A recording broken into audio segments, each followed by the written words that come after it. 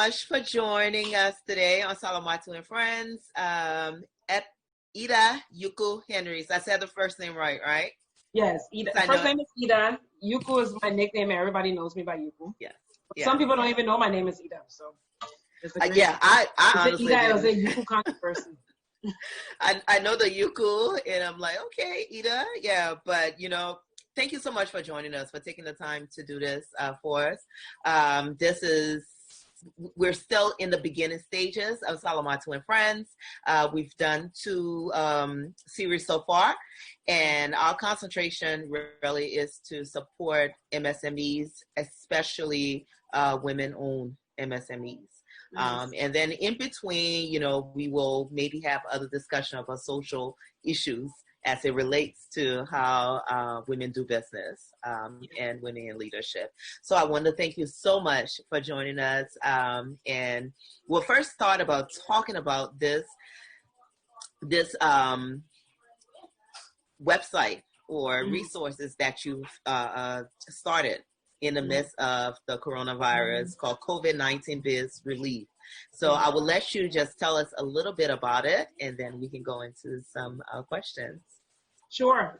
First of all, thanks for having me. And I think what you're doing is fantastic. I think now as our world becomes more virtual and more online, it's really good to see people moving the issues that are talked about every day online and helping people, kind of convene anywhere they are. And that's one of the things I think is really great for us, especially women and women in business. Now you can connect. You're not limited to, your backyard. You're not limited to your own community. You can go very far, just thanks to technology. So thank you for creating this space. Thank you for inviting me. I'm really happy to join and share, a bit of my experience. So COVID-19 Biz Relief has basically been a response to a couple things. One, obviously the coronavirus crisis, but then 2, what I have very quickly learned is just a lack of resources for small businesses. I'm based here in the U.S., have been for the last few years before I was living in Liberia, so everybody remembers.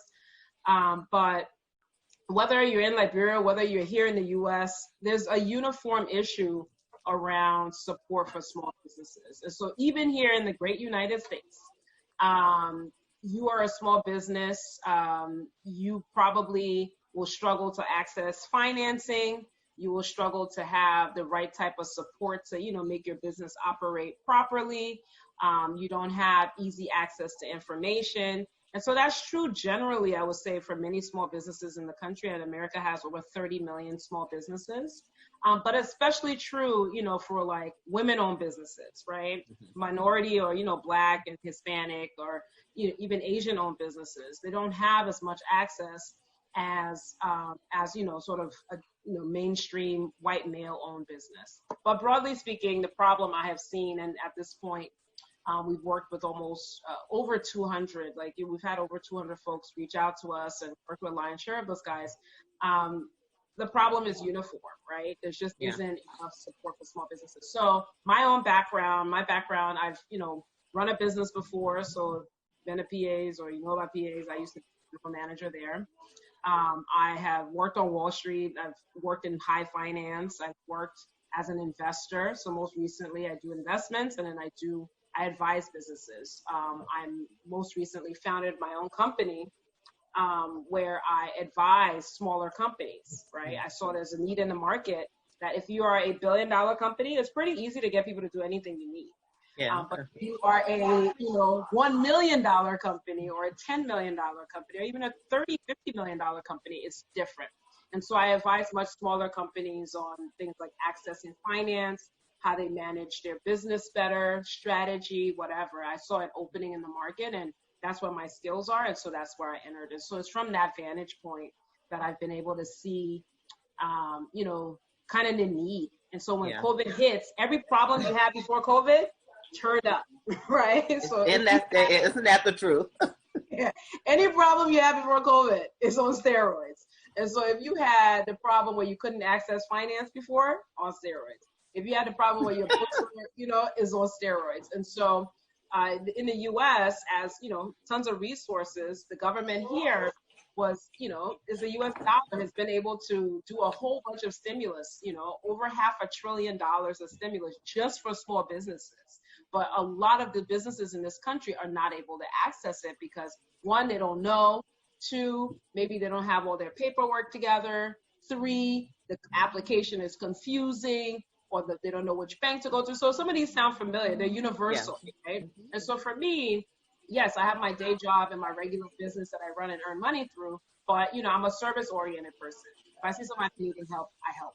And so I was able to get together over 24 of my good friends who I've worked with here in the U.S. And I just said, guys, like, this stuff needs to get done. Do you want to help? And a lot of people are like, yeah, sure. I'll take a few businesses. They're lawyers, they're bankers, they're entrepreneurs, they're consultants, and everybody just take a few, right? And so that's what we've been doing now, since the relief immediately came out. So I think we were probably one of the first organizations in the country to provide this kind of service and do it so quickly. So we've been doing that now for 8 weeks. So it's taught me a lot about America. I've worked with businesses from like a soap maker in Hawaii, right? Old lady making soap, all the way to a festival company in New York, an accountant. Accountants call us. I'm like, you're an accountant, call us. Lawyers, doctors, people selling stuff on Instagram, restaurants, all kinds of businesses we worked with, and Uber drivers, right? We worked with everybody, right? And so it's really taught me a lot about what's available in this country, who is available to, where the gaps are. And so I've enjoyed, as much as, it's been a lot of work, I've really enjoyed giving back in that way. Yeah. And it's interesting because what you said, that small businesses tend to suffer even more. And with the pandemic, they're really on steroids. It's like everything just got worse. And here, being in West Africa, the problem is even worse because there is no source of government giving funding to small businesses. And then we have another group of people who are the micro and small businesses. But with every crisis, there's a silver lining in there. And, it's a good thing to hear that a lot of the services that you provide, these are services that a lot of the micro and small businesses, they need. And some would say, we can't afford it. So during this time, even though they have many problems, but this is the silver lining where they need to sit back now and say, hey, look, let's take advantage of some of these services that are now being provided for free. Now, some of the issues you were listing, some of the issues you were listing, one, access to finance. That's something every small business, no matter where they are, is probably the number one barrier. So access to finance and managing their finances. Is this something that you guys provide services for? So in terms of like access and finance, with the small business stimulus is very simple. I know, I can help you, at least in the US. I'll help you apply, you get the money. Like, I'll make sure you get it, right? Because I know I've learned the rules. I know where you should go to apply and all that stuff, right? So that's available. So that's within the context of the, relief funding, we've been able to direct people to that, right? In my regular day job, which is not, crisis funding, it is talking to banks. So there's one of my clients is actually a restaurant business, is Liberian owned actually. The entrepreneur is doing extremely well here, but she needs her business is running the restaurant. It's not chasing money for the restaurant, right? And so that is a service that I provide, right? And so what I've done is I will talk to the bank to go, get your loan or get your financing to build a new restaurant, right? So then you focus on running your restaurant, dealing with your employees, ordering your food. You focus on that, and I focus on this. So those are some of the services that I provide out of my regular business. But what we have, again, I find a way to create new work for myself all the time. So now that we're working with all these businesses across America, we're starting to see patterns, right? We say, okay, the salons are having these kinds of problems. How do you finance a salon business, right? And especially in the Black community in the US, which has really not had nowhere near the access to finance that it needs for businesses. Now, one of the projects that I'm working on now with some other folks, including people at, the very highest levels of American banking, is, look, let's figure out how to get these businesses financed. Like, we all know they're not getting the financing. What do we need to do, right? And so now the question is going to be, okay, how do we set up those, how do we set up those channels? How do we set up that framework to do that? So that's a service, or I would say that's a service that is going to come out of this work that we've done. We've learned so much just about, sort of the barriers, like how to manage the money, right? So you are a small business in the US during the COVID time. The government gives you 10,000 USD, 20,000 USD, but it comes with rules. It says you must spend it on this, this, and this, right? That's easy to say, but you have to have the means of tracking to make sure that you are spending it in the ways you're supposed to, right? You're following the rules. So that's the kind of guidance we also give to the business owners who are receiving these funds. Is, okay, these are the rules. You can choose to follow them or not. But if you want things to work out, you want the way you expect them to work out, and we'll lay out and we'll walk with you to just show you how you can actually use that spending. Now, in my regular business, so this is my volunteer side. In my regular business, I'm the CFO of a business, right? So I'm a CFO of a restaurant business, my client. And so there I have to, I'm the one in charge of saying, okay, this is how we'll spend money on Monday. This is how we'll spend money on Tuesday.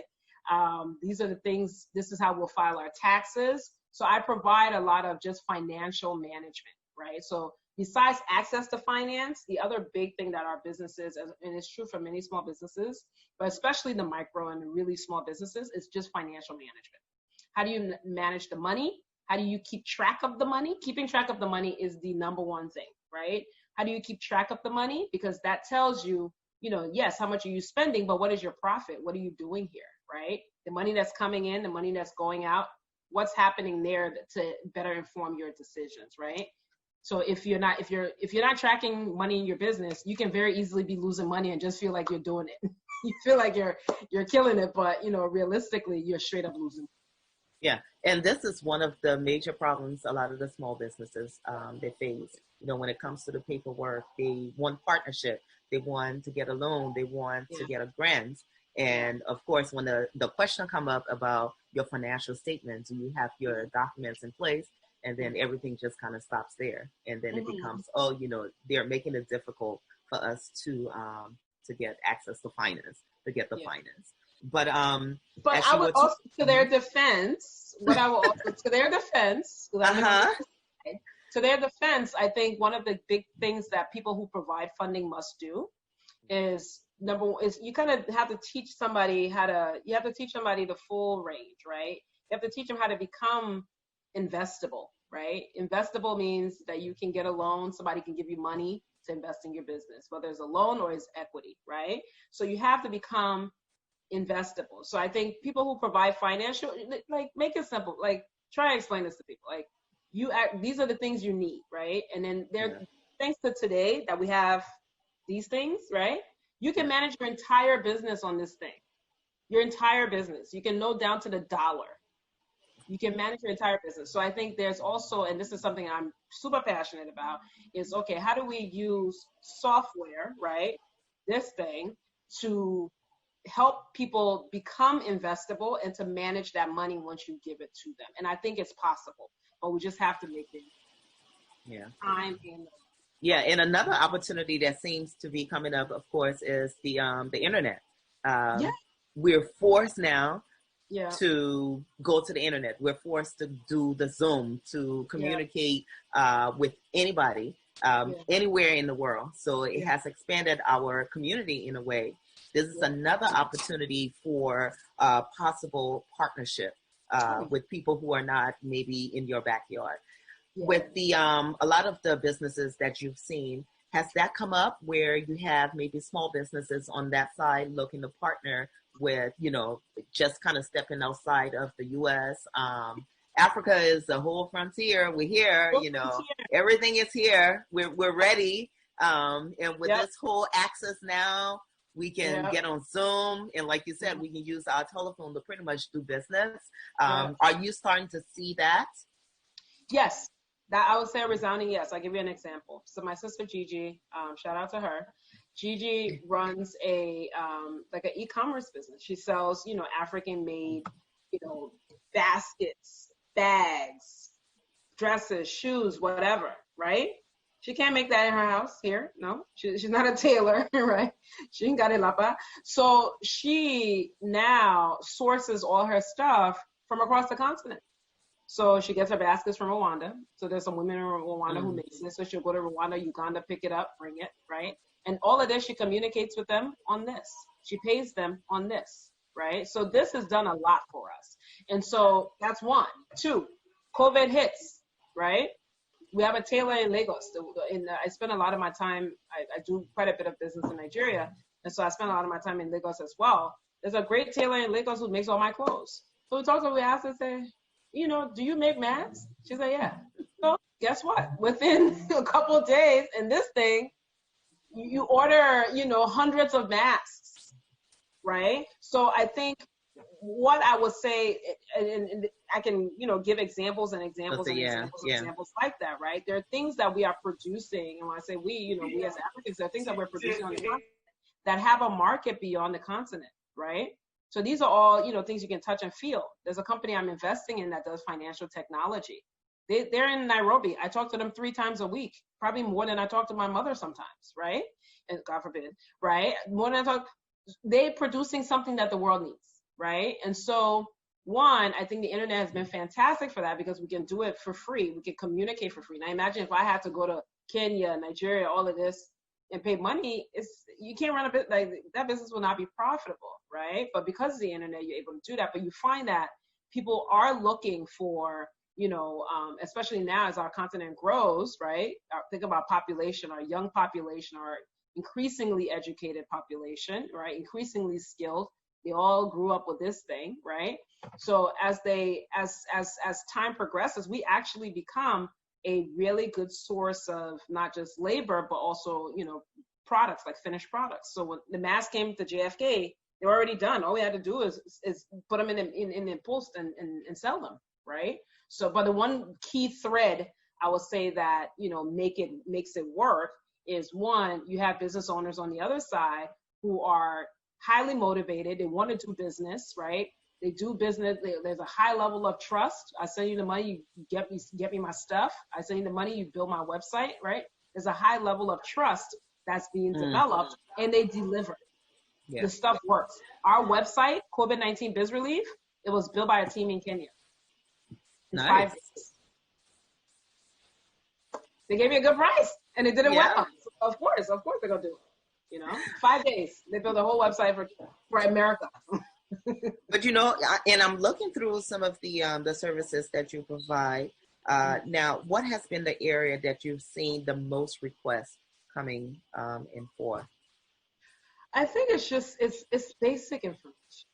It's just like what you'll see, you know, with regards to, you know, the money that the government had basically issued or has set aside for small businesses. It's very basic information. People want to know, can I really qualify? Right? Like, it's just basic information. Like, all we're doing is providing information. We don't, on the website, we tell you, we're not your lawyer, your doctor, on any of these things. We don't give any money. But what we do give you is information. And so the other thing I've learned throughout all of this is that knowledge is power. Information is power, right? So you have huge groups of people who knew exactly what to do. When the program went on at 12 midnight, they were ready to apply at 12:01, right? Nice. And then there are people who today, I talked to somebody yesterday, they're like, oh, well, you know, I didn't know 8 weeks later. So there's a huge gap in information. So with the very basic stuff we get is people just want to understand the basics of what's happening, right? They want to know the basic information. And you find that in small business everywhere, right? Because a lot of time the owner is busy doing their regular business, right? They're not spending their time researching on the internet. So what I've learned also is just like, there's just big differences in the access to information that people have. So the number one thing we get a request for is just super basic information. Yeah. No, you know, information is power. And even though you said we don't give money, but the information that you're giving is probably worth more. People try to pay me all the time. All the time. This morning, this guy tried to pay me. I'm like, no, we don't collect money. We don't have a bank account. I made sure we didn't even have a bank account, so no one will even be tempted to think. So we don't even have a bank account. But people, yeah, I get offered. People want to pay money all the time. I get people who want to fundraise and give us, thousands and thousands. I'm like, what would do with it? I'll tell you who to give it to, but we don't. No, I mean, I've had pastors call me to pray. They will call and pray for you. But it's amazing because people think the number one question I get is, oh, what's the fee for this? And I said, no, there's no fee. Now, we see COVID-19. What happens when COVID is over? Does this go away or do you expand? So I think what we do, my day job is, raising money for money. That's my day job. I raise money. I do business for money. This is a volunteer initiative, right?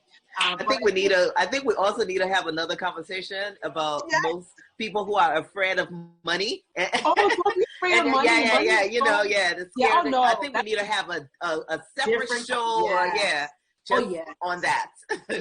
Yes. And once you stop being afraid of money, your life changes. That's the one thing. Nice. I agree with you. You should definitely have a show about being afraid of money.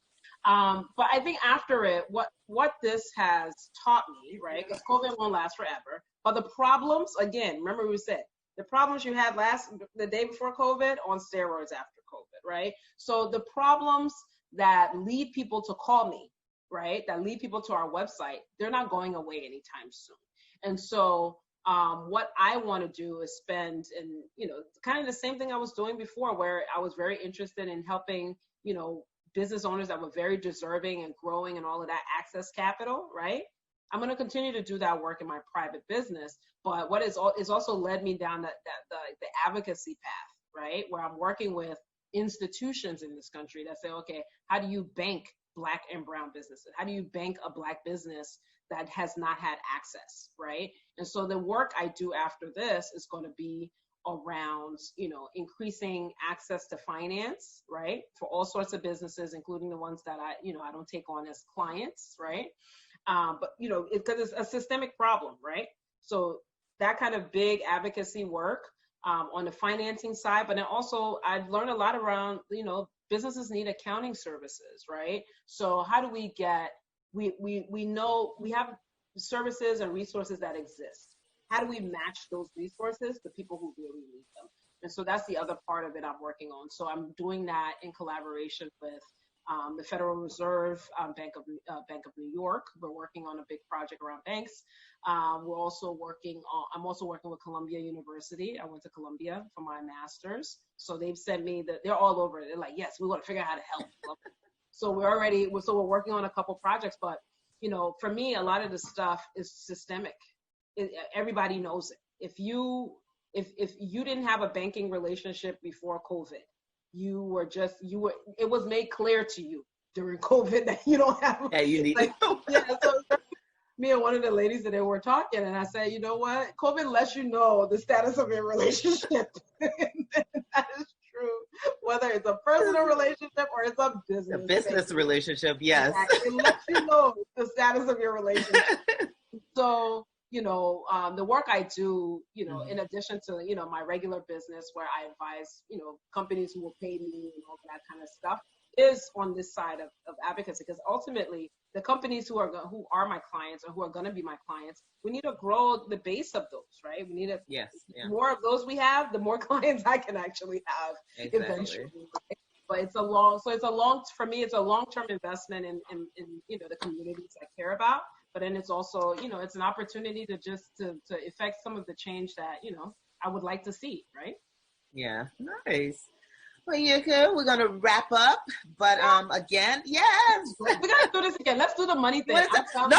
Definitely. I have a list of topics. It is simply just based on talking to the micro small businesses. Okay. I think for me, being in Liberia during Ebola, and seeing how a lot of the large businesses left. Yeah. And the smaller businesses were here, the ones that people tend not to pay attention to, they stayed behind because they couldn't leave. And they pretty much, held Liberia together. And you think about it, it's more micro and small businesses here. as compared to the larger company. Yeah. What would happen if we just nurture these Exactly. companies? Because a lot of people who are in the micro and small sector, they're doing it because they're passionate about what they're doing. Yeah. They didn't go to school, most of them, for the They specific made trade opportunity that for they're doing. themselves. Exactly. So Yeah. it's like, what happens if you just try to nurture them? And it doesn't take that much. So, the target again. And the women, oh my God, women rock the world. Yeah, they really do. So, we said, okay, we'll just provide little assistance, little by little. And some of the questions that come about is money. I see people are afraid to tell people the price of their stuff. They feel like it's, I don't want them to think I have money. I'm like, are you serious? Yeah, you go into the bank, you're asking for money. You need money to run your business. Don't be afraid of it. Embrace it. Embrace it. So I think that's a topic we need to have. And the more women talk about money, the more women get comfortable about money, right? Exactly. So I give you an example. So here in the U.S., we have like a homeowners group, right? And it's very basic stuff. If you by yourself, you're trying to take care of your house or whatever, or you're renting or whatever to somebody, you don't know what the next person is charging. You have no idea. So we talk. I said, this is how I tell them. I'm like, this is how much debt I have. This is like, what is there to be? What is there to hide? You die, everybody would know. So it doesn't matter. So yeah. So you once we get past there's a weird, there's this weird thing with money. Once you get past it, you will find, it's freeing, number one, and you will learn so much more and you will get so much out of it. So I always tell people, like, don't be afraid of, like, whatever, your finances are, you think your finances are special? They're not. Yeah. I know, right? You need money. Yeah. Not special they are. So we're definitely going to do something focus around that. Okay. And I'll think of some good people to invite too. Yay! And by then we will be live to make sure we have a very interactive session. So again, it's COVID-19bizrelief.com. We will go ahead and put it out there on the website, on the Facebook, social media, everything, so people can give you a call. This is a 24/7 phone call, or is a specific? Oh, 24/7. I go to bed, so we have a little form. So you go ahead, you fill your little, you put in your few things that you need to put in, and I'm the one who will either give you a call, or I'll be your first touch point, where you will I'll figure out what you need or whatever. Then I'll find which volunteer you work with. Maybe you get me, maybe you get somebody else. But it's very one-on-one. The whole point is to, this is a very confidential as well. It's confidential. Nobody's discussing. Absolutely not. And that's why the people who are all volunteers are professional people. These are lawyers, like people who, don't like getting sued. And so this is a very stressful time for a lot of people. And so one of the things you bring to people when you're doing this kind of work is you help reduce their stress a little bit, right? All the problems live in their head, right? It's like all the anxiety lives in their head. When they're able to ask somebody or confirm their knowledge with somebody, it makes them feel so much better. I can tell you how many people are like, I feel so much. This lady was crying yesterday. I'm like, oh wow. Yes, people feel alone. When you're going through problems, you feel alone. And so one of the things, we're not psychiatrists, we're not psychologists, but the whole point is to walk there with you and to give you information that makes you feel more empowered. Oh, nice. Okay. So again, thank you so much. I hope people honestly watch this. It's not a long segment, so that you have time to watch it. And I hope they get some good ideas from this, some new perspectives, and that they call you. They Absolutely. Get on the website, call. We will go ahead and publish the site and promote it as well. This is good. It's a silver lining. That is my new thing for COVID. I'm like, you know what? Like I told you before, 2020 was a scam. Okay. It was not this entire year. Yeah, this entire year is not official. We need to just throw it somewhere. But in the meantime, while we're going through this pandemic, it's a good time to kind of sit back and really review your business. Look at your financial. Yeah, you have all the time in the world, and there are so many resources out there. So many webinars. People wanting to give advice, people wanting to share their expertise. So right now is the time for MSMEs to go ahead and just jump on it. So, you know, when I saw the COVID-19 biz relief, I went on the site, I checked it out. I'm like, this is what people ought to be doing. You need to be auditing your business, your plan, financial, everything, you know, how you're doing business, what you need to do. So thank you so very much, Miss Henries. She's also the founder of Henries and Com, a global corporate financial advisory firm, and also the CFO of Cornbread Farm to Soul. That's in New York? It's in New Jersey, so it's actually owned by a Liberian woman. So we have Woo! a Liberian CEO, CFO team. Yeah, y'all have to forgive us. We're Liberian, so you know. Yeah. Okay. No, yeah. Nice. But we have stores in Pennsylvania too. So, in but Pennsylvania thank you so much. Well? We have stores in Pennsylvania and New Jersey. So thanks for having me. This was fantastic. Thank you so much. Thank you. We'll do more of this, Yuku. Absolutely. All right. Take care now. Take care. Signing off. All right.